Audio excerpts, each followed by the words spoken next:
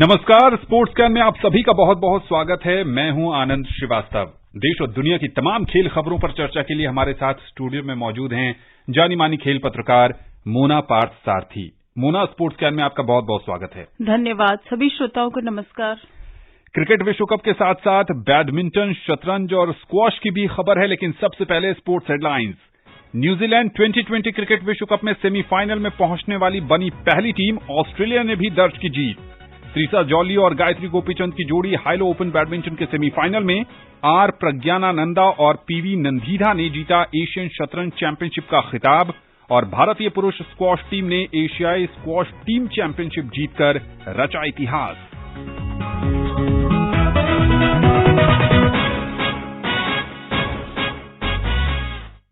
सबसे पहले बात करते हैं T20 क्रिकेट विश्व कप के साथ। न्यूजीलैंड ने ऑस्ट्रेलिया में चल रहे T20 विश्व कप के सेमीफाइनल में जगह बना ली है।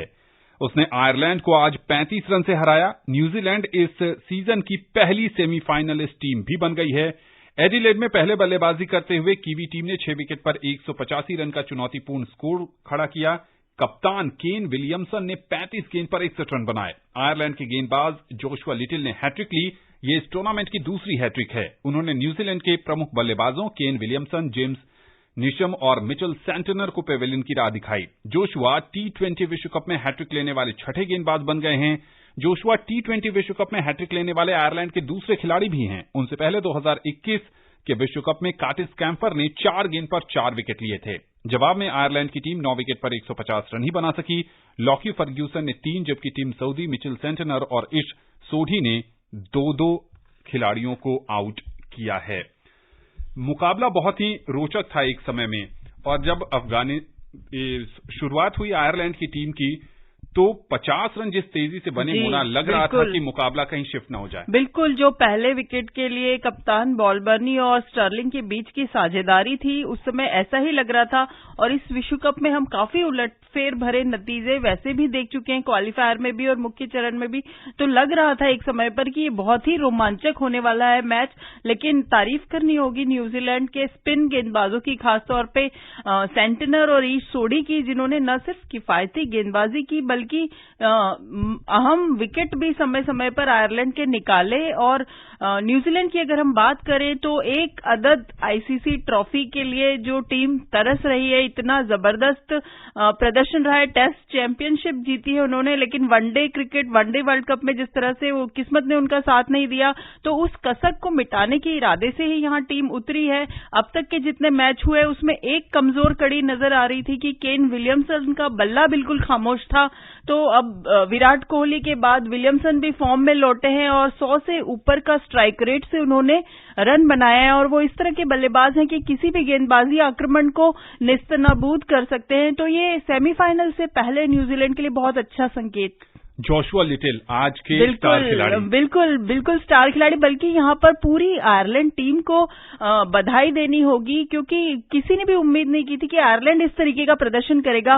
वेस्ट इंडीज, इंग्लैंड जैसी टीमों को उन्होंने हराया। बड़ा आज भी अगर किस्मत उनका साथ देती और थोड़ा साझेदारी उनकी अच्छी बन जाती तो ये मुकाबला वो कठिन कर सकते थे। लेकिन सिर ऊंचा करके इस टूर्नामेंट से विदा लेगी आयरलैंड की टीम। और जोशुआ लिटिल की तो जितनी तारीफ की जाए, 3 विकेट लिए उन्होंने, अहम विकेट लिए हैं। विलियमसन को उन्होंने आउट किया, निशम को आउट किया। तो बहुत उस समय लग रहा था कि न्यूजीलैंड टीम 200 के पार पहुंच जाएगी, लेकिन अगर वो 200 से कम पर रुक गई है तो उसका पूरा श्रेय लिटिल को जाता है।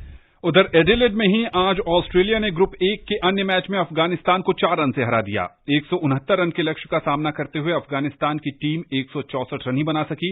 अफगानिस्तान के लिए सबसे ज्यादा रन राशिद खान ने बनाए। उन्होंने 23 गेंद पर 48 रन की धमाकेदार पारी खेली। इससे पहले ऑस्ट्रेलिया ने 8 विकेट पर 168 रन बनाए थे। कंगारू टीम के लिए ग्लेन मैक्सवेल ने सबसे ज्यादा 54 रन बनाए। मिचेल मार्श ने 30 गेंद पर 45 रन की पारी खेली। अफगानिस्तान के लिए नवीन उल हक ने 3 और फजल उल फारूकी ने 2 विकेट लिए। राशिद खान और मुजीबुर रहमान के खाते में एक सफलता आई। मोना, बड़ा सवाल कि क्या ये जीत ऑस्ट्रेलिया को अंतिम 4 में पहुंचाएगी, क्योंकि पहले मैच में न्यूजीलैंड से बड़े अंतर से हारे थे। बिल्कुल। और अभी ये जो ग्रुप है, मुझे लगता है इसमें बहुत कुछ अगर मगर का फेर फंसने वाला है। और यहाँ पर नेट रन रेट काफी मायने रखेगा। और बहुत पहला मैच बहुत बुरी तरह से हारी थी ऑस्ट्रेलियन टीम, तो न्यूजीलैंड पहुंच ही चुकी है। दूसरे के लिए स्थान अभी सबके बीच में खुला मुकाबला है, तो यहाँ हर एक मैच एक तरह से आप देखिए नॉकआउट की तरह ही होगा। और ऑस्ट्रेलियन टीम भले ही ये मैच जीत गई हो, लेकिन जिस तरह से ये मैच जीती है किसी ने सोचा नहीं था कि अफगानिस्तान इस मुकाबले को इतना रोचक बना देगा ऑस्ट्रेलिया जैसी टीम को। और राशिद खान दुनिया भर की लीग खेलने का जो अनुभव है उनके पास, आज पूरा उन्होंने उसका निचोड़ पेश किया। हालांकि थोड़ा सा पीछे रह गए एक बड़े उलटफेर से, लेकिन ऑस्ट्रेलिया को अभी कई पहलुओं पर गौर करने की जरूरत है। और यहाँ पर एक बुरी बात यह भी थी कि उसके 3 प्रमुख खिलाड़ी इस मैच में नहीं थे, 2 चोटिल थे, नियमित कप्तान आरन फिंच भी नहीं खेल रहे थे, तो काफी इससे टीम का बैलेंस बिगड़ता है। शायद उसका कुछ असर हुआ होगा, लेकिन ऑस्ट्रेलिया को अगले मैच से पहले जरूर आत्ममंथन करना ही होगा। मोना, एक बड़ा सवाल, अगर ऑस्ट्रेलिया की टीम आगे पहुंचती भी है तो जो स्टीव स्मिथ की फॉर्म है और डेविड वार्नर की फॉर्म, दोनों ऑफ कलर नजर आ रहे हैं पूरे टूर्नामेंट में।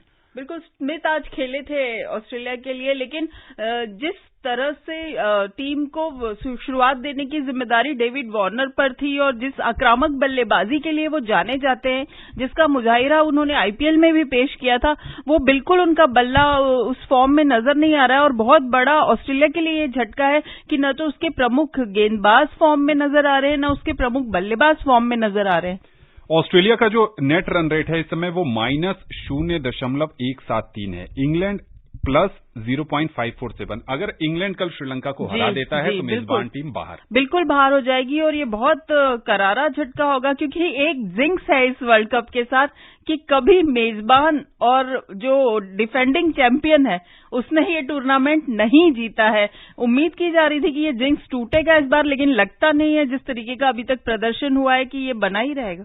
जी हां, इससे भारतीय क्रिकेट प्रेमी बहुत खुश होंगे कि अगर यही सिलसिला जारी रहा तो टीम इंडिया के लिए कम से कम सुपरस्टिशियस मामले में भी एडवांटेज मिलता दिख रहा है।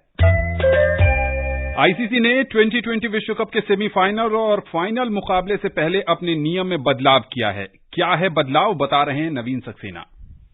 T20 विश्व कप 2022 का रोमांच इस वक्त पूरी दुनिया पर छाया हुआ है और अभी सुपर 12 के मुकाबले खेले जा रहे हैं। कुल 12 टीमों में से 4 टीमें सेमीफाइनल के लिए क्वालिफाई करेंगी और इनमें से 2 टीम फाइनल में पहुंचेंगी। अब आईसीसी ने इस विश्व कप के सेमीफाइनल और फाइनल मुकाबले से पहले अपने एक नियम में बदलाव किया है। पहले ऐसा होता था कि अगर बारिश या अन्य किसी कारण से मैच पूरा नहीं हो पाता था तो दोनों टीमें कम से कम 5-5 ओवर खेल चुकी होती थी, तो मैच का फैसला डकवर्थ लुईस के नियम के आधार पर कर दिया जाता था। वहीं अब इस विश्व कप के लिए आईसीसी ने अपने नियम में बदलाव किया है और उसका कहना है कि इन मैचों में कम से कम 10 ओवर खेले जाएंगे, तभी डकवर्थ लुईस नियम के आधार पर फैसला होगा। यानी अब 5 की जगह 10 ओवर का मैच होने के बाद ही ये नियम लागू किया जाएगा। वहीं एक बार टॉस होने के बाद टीम में कोई बदलाव नहीं होगा और मैच बारिश या किसी अन्य वजह से जहां रुकेगा, रिजर्व डे में वहीं से शुरू होगा। इसके अलावा अगर सेमीफाइनल मैच रिजर्व डे में भी नहीं खेला गया तो ग्रुप में पहले नंबर पर रहने वाली टीम को विजेता घोषित किया जाएगा।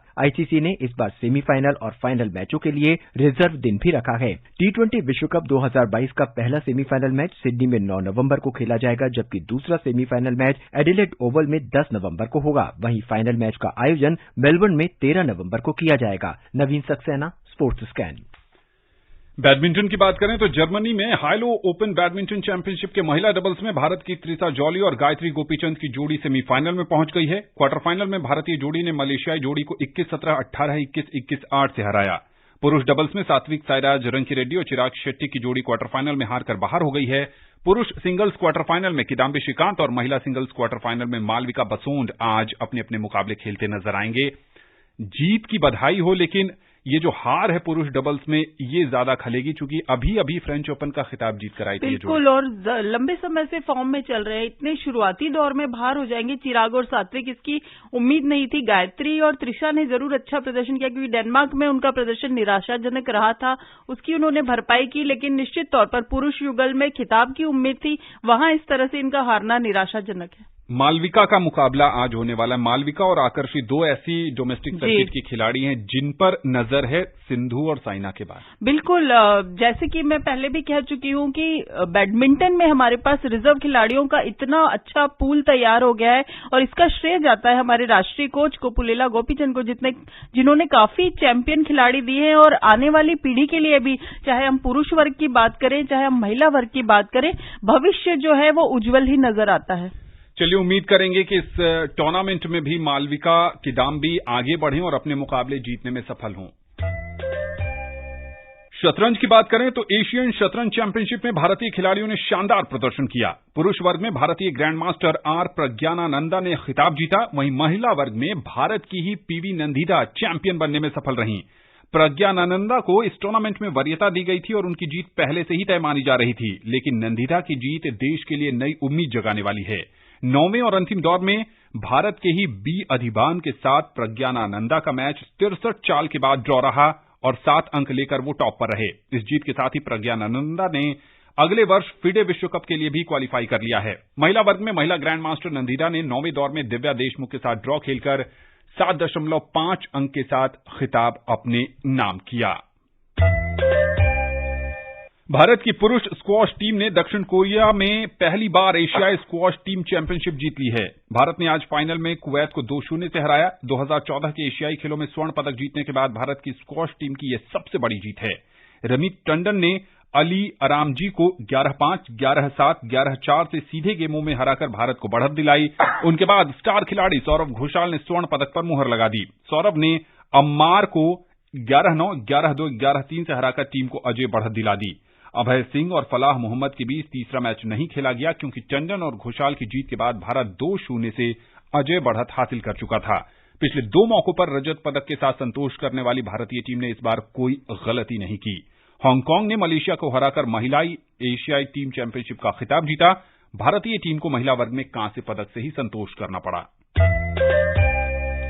जॉर्डन के अम्मान में एशियाई मुक्केबाजी चैंपियनशिप में भारत के कपिल पोखरिया और सविता अपने अपने क्वार्टर फाइनल मुकाबलों में हारकर प्रतियोगिता से बाहर हो गए हैं। 86 किलोग्राम भार वर्ग में कपिल को ईरान के पौरिया अमीरी ने 5-0 से हराया। महिला क्वार्टर फाइनल में 50 किलोग्राम भार वर्ग में सविता को जापान की सुकिमी नाकिमी ने पराजित किया। WTA फाइनल्स की बात करें तो दुनिया की शीर्ष खिलाड़ी ईगा स्वीटेक ने कैरोलिन गार्सिया को 6-3, 6-2 से हराकर WTA फाइनल्स के सेमीफाइनल में जगह बना ली है। ये 11 मैचों में उनकी 9वीं जीत थी। 6ठे नंबर की खिलाड़ी गार्सिया का सामना अब 8वें नंबर की जारिया कसातकीना से होगा। अमेरिका की कोको गॉफ राउंड रॉबिन मुकाबले में कसातकीना से 6-7, 3-6 से हारकर WTA फाइनल से बाहर हो गई हैं। इस टूर्नामेंट में स्वीटेक चूंकि टॉप सीडेड खिलाड़ी हैं और खिताब की दावेदार भी हैं मोना, और जबरदस्त फॉर्म में भी है। पिछले 11 मैचों में से 9 मैच वो जीत चुकी हैं और जिस लय में वो खेल रही हैं, लगता है कि इस बार कोई उलटफेर की संभावना कम लग रही है। कोकोगा हालांकि हारकर बाहर हो गई है, लेकिन ईगा स्वीटेक की आगे की राह मुझे लगता है आसान दिखती नजर आ रही है। उम्मीद करेंगे कि ईगा इसी फॉर्म को जारी रखें और WTA फाइनल्स का खिताब भी अपने कैबिनेट में जोड़ें। खबर फुटबॉल से है। स्पेन के स्टार डिफेंडर और स्पेनिश क्लब बार्सिलोना के लिए खेलने वाले जेरार्ड पीके ने संन्यास की घोषणा की है। उन्होंने कल इसकी घोषणा की। पीके ने कहा कि कल यानी शनिवार को अल्मेरिया के खिलाफ बार्सिलोना की जर्सी में वो अंतिम बार मैदान पर उतरेंगे। ये मैच बार्सिलोना के घरेलू मैदान कैंप न्यू में खेला जाएगा। 35 साल के पीके ने इसकी घोषणा अपने ट्विटर हैंडल पर की है। पीके ने बार्सिलोना की टीम के साथ 3 चैंपियंस लीग के खिताब जीते हैं। साथ ही वो 2010 में फुटबॉल विश्व कप और 2012 की यूरो कप जीतने वाली स्पेन की टीम का हिस्सा भी रहे हैं। एक समय स्पेनिश डिफेंस के बहुत मजबूत पिलर माने जाते थे और जब बार्सिलोना के लिए खेलते थे तो भी बहुत बढ़िया खेले।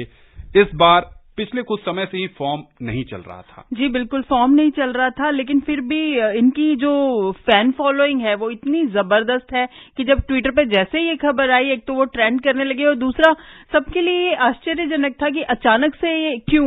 तो शायद कुछ निजी और कुछ पेशेवर समस्याओं से और खराब फॉर्म से भी जूझ रहे थे। 35 साल के हो चुके हैं और अगले विश्व कप के लिए मुझे लगता है स्पेन की स्कीम ऑफ थिंग्स में अब उनके लिए जगह नहीं नजर आ रही है, तो उन्होंने सोचा इससे पहले खुद ही ऐलान कर दिया जाए। स्पोर्ट्स कैन में अब समय नहीं है कि किसी और खबर पर आपसे चर्चा की जा सके। स्पोर्ट्स कैन से जुड़ने के लिए और विशेषज्ञ राय साझा करने के लिए मोना आपका बहुत बहुत शुक्रिया। शुक्रिया। स्पोर्ट्स कैन का आज का अंक यहीं समाप्त होता है। पूरी टीम को दीजिए अनुमति, कल आपसे होगी फिर मुलाकात। तब तक के लिए नमस्कार।